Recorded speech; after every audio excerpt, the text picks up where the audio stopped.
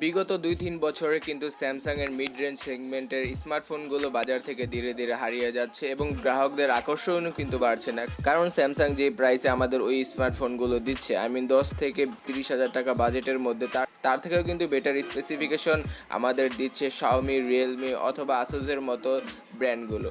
তো সেজন্যই কিন্তু স্যামসাংয়ের প্রতি গ্রাহকদের আকর্ষণ দিন দিন কমে যাচ্ছে এবং স্যামসাংয়ের বিক্রিতেও কিন্তু অনেকটা ধস নেমেছে। তো এই জন্যই কিন্তু স্যামসাং অনেকটা প্ল্যান করেছে স্যামসাং গ্যালাক্সি এম সিরিজকে আনবে। স্যামসাং জে সিরিজকে কিল করে এম সিরিজকে নতুন করে আনবে। তো কি থাকবে এম সিরিজে তা নিয়ে তো আমি অবশ্যই 2টি ভিডিও তৈরি করেছি, M10 এবং M20 নিয়ে। তো আজকে থাকছে M30কে নিয়ে প্রেডিকশন, এবং অলওয়েজ আমার কাছে 90%-এর মতো রিপোর্ট রয়েছে যে স্যামসাং M30-র ভিতরে এই জিনিসগুলো থাকবে, এবং স্যামসাংয়ের M30-র specification, design, camera, build quality সব নিয়ে কথা বলবো আজকে। তার আগে চ্যানেলটি এখনই করে ফেলুন সাবস্ক্রাইব, এবং পরবর্তী সব ভিডিও পাওয়ার জন্য বেল আইকনটিতে মাস্ট ক্লিক করবেন। তো প্রথমে কথা বলা যাক স্যামসাং M30-তে প্রসেসর হিসেবে অথবা এসওসি কোনটা ব্যবহার করা হবে। প্রসেসর হিসেবে ব্যবহার করা হবে এক্সিনোসের 7885 চিপসেটটি, এবং এই চিপসেটটি কিন্তু গ্রিক বেঞ্চের এক রিপোর্টে দেখা গিয়েছে, এবং এর মাল্টিকোর এবং সিঙ্গেল কোর স্কোর এই যে আপনাদের সামনে দেখাচ্ছি, দেখবেন যে এখানে মাল্টিকোরের স্কোর রয়েছে 4142 এবং সিঙ্গেল কোরে স্কোর করেছে 1321। কিন্তু এই প্রসেসরটি কি স্ন্যাপড্রাগন 660 থেকে বেশি বেটার? আসলে আমি বলবো তা না, কারণ স্ন্যাপড্রাগন 660 যেটা কিনা রিয়েলমি 2 প্রো এবং শাওমির রেডমি নোট 7 প্লাস আসুসের জেনফোন ম্যাক্স প্রো M2-তে আসে, সেই ফোনের তো সেখান থেকে কিন্তু একটি গ্রিক বেঞ্চ রিপোর্ট আমার কাছে রয়েছে, এবং এখানে কিন্তু রিয়েলমির যে গ্রিক বেঞ্চ স্কোরটি ছিল স্ন্যাপড্রাগন 660-র সাথে, সেটার সাথে তুলনা করছি। এখানে কিন্তু সিঙ্গেল করে স্কোর ছিল 1448 এবং মাল্টি করে স্কোর ছিল 5225।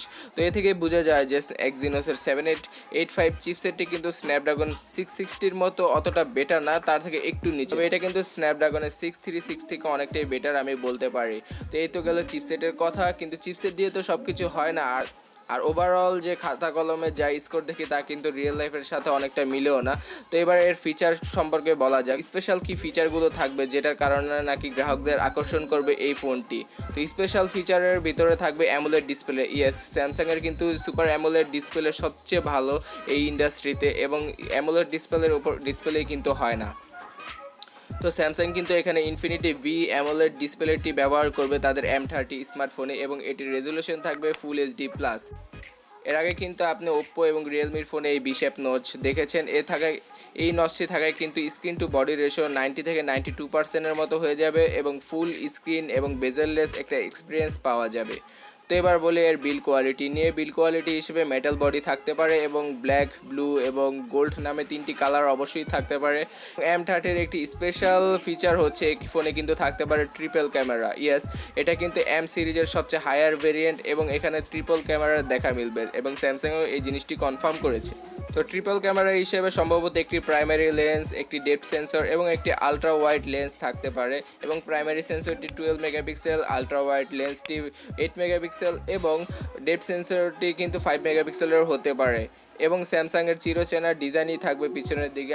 এর আগে কিন্তু স্যামসাংয়ের A7 ফোনে ট্রিপল ক্যামেরা সেটআপ দেখা গিয়েছিল, এবং এক কর্নারে ফোনের ব্যাক সাইডের এক কর্নারে 3টি ক্যামেরা সেটআপ দেখা গিয়েছিল বক্স আকারে। তো ওরকম কিছুটা ডিজাইন দেখা যেতে পারে M30-র ভিতরে, এবং ফিঙ্গারপ্রিন্ট সেন্সরটি থাকবে ডিসপ্লের ব্যাক সাইডের মিডলে, যেখানে নাকি সচরাচর সব স্মার্টফোনগুলো দিয়ে থাকে। তো camera, build quality, display, design এবং প্রসেসর সম্পর্কে কথা বলার পর এবার চলে আসি ব্যাটারিতে। এখানে 5000 mAh এর ব্যাটারি দেখা মিলবে আপনাদের। ইয়েস, স্যামসাংয়ের কিন্তু এই প্রথম ফোন না যে 5000 mAh এর ব্যাটারি দেখা পাওয়া যাচ্ছে। এর আগেও কিন্তু সম্ভবত স্যামসাংয়ের 2016 সালের A8 ফোনে এই 5000 mAh এর ব্যাটারি দেখা পাওয়া গিয়েছিল, কিন্তু স্যামসাংয়ের পক্ষ থেকে কিন্তু অনেকটা রেয়ার ব্যাপার যে তারা এত বড় ব্যাটারি ইনক্লুড করে তাদের স্মার্টফোনে। তো 5000 mAh ব্যাটারিকে চার্জ দেওয়ার জন্য QC4 অথবা 3 কুইক চার্জ 3 এবং 4 এর সাপোর্ট থাকবে, এবং এখানে কিন্তু টাইপ সি পোর্টও পেয়ে যাবেন। ইয়েস, স্যামসাং কিন্তু টাইপ সি পোর্ট এই মিড বাজেটের ফোনে এই প্রথমেই ইনক্লুড করতে যাচ্ছে। তো type C port, fast charging 3 অথবা 4 এবং 5000 mAh এর ব্যাটারি। তো ব্যাটারি ব্যাকআপ নিয়ে তো কোনো সন্দেহ নেই। প্লাস স্যামসাং কিন্তু এখানে তাদের ওয়ান ইউআইকে ইমপ্লিমেন্ট করবে। এক্সপিরিয়েন্স ইউআই যে আগে ছিল স্যামসাংয়ের, সেটাকে বাদ দিয়ে ওয়ান ইউআই এখানে কিন্তু এই ওয়ান ইউআইতে এমনভাবেই অপটিমাইজ করা যে আগের এক্সপিরিয়েন্স ইউআইতে যেরকম ব্যাটারি ড্রেনিং এবং ব্যাটারি বেশি যেত, ব্যাটারি চার্জ বেশি যেত, ওয়ান ইউআইতে তার থেকে কম যাবে এরকমটাই বলছে স্যামসাং।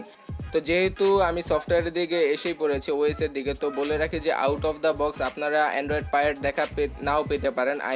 অ্যান্ড্রয়েড ওরিওর সাথে আসতে পারে এই ফোনটি, এবং সম্ভবত আরও 3-4 মাস পরে অ্যান্ড্রয়েড পায়ের আপডেট আপনারা এই ফোনে পেয়ে যেতে পারেন। তো সফটওয়্যার, ডিজাইন, বিল্ড কোয়ালিটি এবং চার্জিং, ব্যাটারি সব কিছু নিয়েই তো কথা বললাম।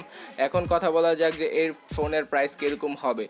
বাংলাদেশে আমি অফিসিয়াল স্যামসাংয়ের পেজে অনেকবার মেসেজ করেছি যে এম সিরিজ কি বাংলাদেশে নিয়ে আসার তাদের কোনো পরিকল্পনা রয়েছে কিনা। তারা এই সম্পর্কে এখনও কিছু বলেনি, এবং প্রাইস সম্পর্কে তো দিলে মাশাল্লাহ তারা কিছুই বলেনি। তো আমি ইন্ডিয়ার প্রাইস হিসাবে এখানে প্রেডিকশন করছি। ইন্ডিয়াতে কিন্তু বলা হয়েছে যে এটা 17 থেকে 20,000 টাকার মধ্যেই থাকবে। তো বাংলাদেশে কিন্তু সেই হিসেবে 23 থেকে 27,000 টাকার ভিতরে পড়ে M30 স্মার্টফোনটি, এবং M30 স্মার্টফোনটি কিন্তু এক্সক্লুসিভলি অনলাইনে পাওয়া যাবে। বলতে চাচ্ছি স্যামসাং কিন্তু প্রাইস কমানোর জন্য এই কাজটি করেছে। তারা কিন্তু অফলাইন মার্কেটে এই ফোনগুলো অ্যাভেলেবল করবে না, শুধুমাত্র অনলাইন সিরিজ হবে এটি। তাই কিন্তু প্রাইসটা অনেকটাই কম দেখা যাচ্ছে, কারণ এই ফিচারগুলো এই দামে স্যামসাং থেকে কিন্তু আপনি আগেও আশা করতে পারেননি। আর আমি স্যামসাংয়ের উদ্দেশ্যে একটি কথাই বলতে চাই, স্যামসাং সব কিছুই তো দিয়েছে এবং সব ফিচারগুলো আমার ভালো লেগেছে, কিন্তু স্যামসাং যদি এবারও কিপটামি করে সেন্সরের দিক দিয়ে 2-3টা সেন্সরই শুধু দেয়, তাহলে কিন্তু খুবই খারাপ হবে। বলতে চাই যে এত দাম দিয়ে একটা সেট কিনবো, কিন্তু দেখা যাচ্ছে আমাদের ডেলি ইউসেজে যেই সেন্সরগুলো রয়েছে সেগুলোই মিসিং থাকতে পারে এই ফোন থেকে। তো আমি আশা করছি যে Samsung gyroscope, compass, accelerometer, gravity সবগুলো সেন্সরই ইনক্লুড করবে এই ফোনে। আপনি যেহেতু এই পর্যন্ত এই ভিডিওটি দেখছেন, অবশ্যই ভালো লেগেছে, লাইক না করে যাবেন না। পরবর্তী সব ভিডিও পাওয়ার জন্য অবশ্যই চ্যানেলটি সাবস্ক্রাইব করে বেল আইকনটিতে প্রেস করে ফেলুন। আর এই পর্যন্ত দেখার জন্য তো অনেক অনেক ধন্যবাদ। দেখা হচ্ছে পরবর্তী ভিডিওতে। টাটা।